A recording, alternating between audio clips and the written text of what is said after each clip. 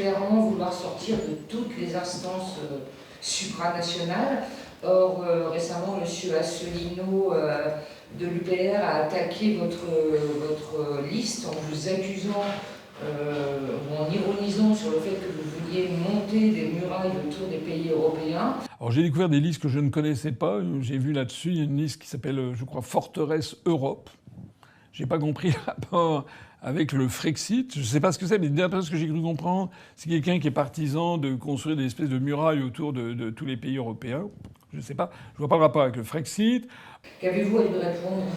Je ne sais pas très bien ce que veut monter M. Asselineau, ni quelle sorte de muraille il veut prendre d'assaut. Moi, je voyais plutôt M. Asselineau sur une petite musique comme celle qui annonce son clip, en train de danser un rock endiablé avec l'un de ces jeunes militants à peine sortis de l'adolescence. Mais ce n'est pas tellement ça le problème qui se pose. M. Asselineau vous présente une formule magique. Frexit. Frexit, pour lui, c'est une formule magique. C'est la solution à tous les problèmes. Frexit. Et Frexit, pourquoi ? Sortir de l'Europe, pourquoi ? Sortir de quelle Europe ? L'Europe, c'est une civilisation, elle existe. Nous sommes européens, nous sommes français parce que nous appartenons à la nation française, et nous sommes européens parce que nous appartenons à la civilisation française. Est-ce que, quand on pose ces préalables, qui sont des réalités, le simple mot Frexit suffit à résoudre les problèmes ? Alors, forteresse Europe, oui, l'Europe est notre forteresse. Nous ne voulons pas bâtir des murs autour de l'Europe, ni autour de M. Asselineau, qu'il se rassure. Nous voulons simplement faire en sorte que l'Europe soit ce bastion qui doit être protégé, mais qui doit aussi être le bastion avancé de la civilisation dans le monde. Récemment, j'entendais parler de la culpabilisation des Européens, des Blancs, comme ils disent, dans le cadre du commerce des esclaves au travers de l'océan Atlantique. Esclavage, mais il a existé dans toutes les civilisations au monde. En Afrique, il y a un esclavage afro-maghrébin qui a existé, il y a l'esclavage musulman qui a existé, il y avait des formes d'esclavage dans les civilisations antiques, il y avait une forme d'esclavage dans les civilisations précolombiennes, avec même des rituels particulièrement atroces et cruels. Il y a eu une forme d'esclavage dans les civilisations asiatiques. Qui a aboli l'esclavage ? Quelle est la civilisation qui a dit que l'être humain, parce qu'il est être humain, ne devait pas être esclave et avait droit à une liberté ?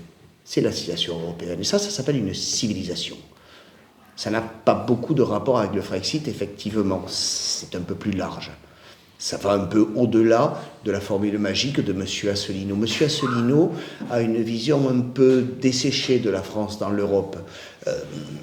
Il voit cela comme des signatures en bas de traités, des espèces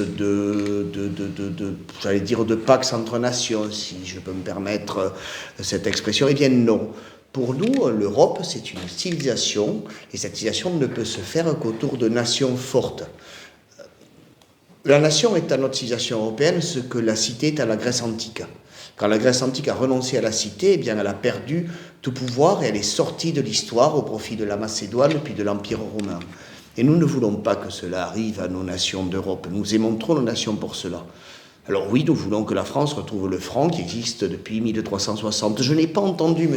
Asselineau justifier une seule fois le retour au franc parce que celui-ci existe depuis 1360 et Jean le Bon. Je l'ai entendu pour d'obscures raisons immédiates, administratives, paperassières, critiquer l'article 2 bis de l'annexe 3 ter de tel ou tel traité. Ça me semble manquer un peu de vision d'ensemble. Ça me semble... Je crois que je vais le renvoyer à danser son rock'n'roll endiablé, plutôt que de développer des critiques plus complexes. Cette élection, c'est une élection où se joue l'avenir de notre pays.